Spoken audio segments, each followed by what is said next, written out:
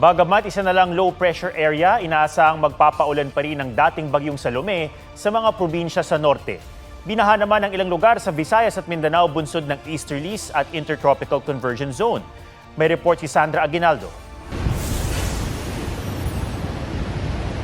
Malakas na hangin na may mga pag-ulan at malakas na hampas ng alon. Ganito ang sitwasyon sa Batanes bago humina bilang low pressure area ang dating bagyong Salome.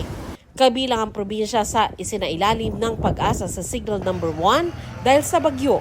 Ayon sa Pag-asa, posibleng malusaw ang LPA sa susunod na 24 oras. Pero magpapaulan pa rin ito sa ilang probinsya sa norte. Sa ibang bahagi ng bansa, ibang weather systems ang nagpapaulan. Sa Mindanao, Intertropical Convergence Zone o ITCZ ang nakakaapekto.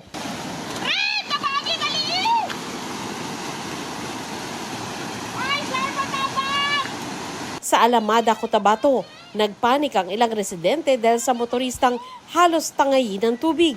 Pinilit niyang tawirin ang overflow bridge. Nakabitaw ang rider na nailigtas kalaunan. Nasagip din ang isa pang rider na sumubok ding tumawid sa tulay. Sa bayan ng Midsayap, stranded ng 2 oras ang ilang motorista matapos umapaw ang isang creek.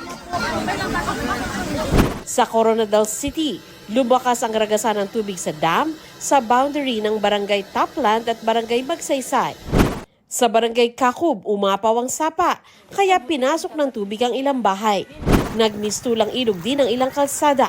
Ayon sa CDRRMO Coronadal, mahigit 100 individual ang inilikas.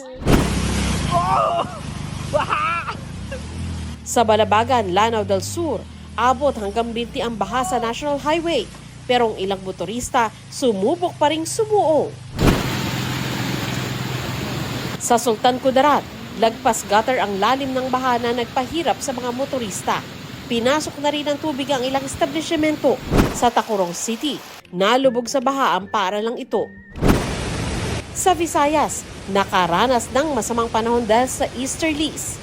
Ang sikat na tourist spot na ito sa Lazi, Siquijor, pansamantala munang isinara.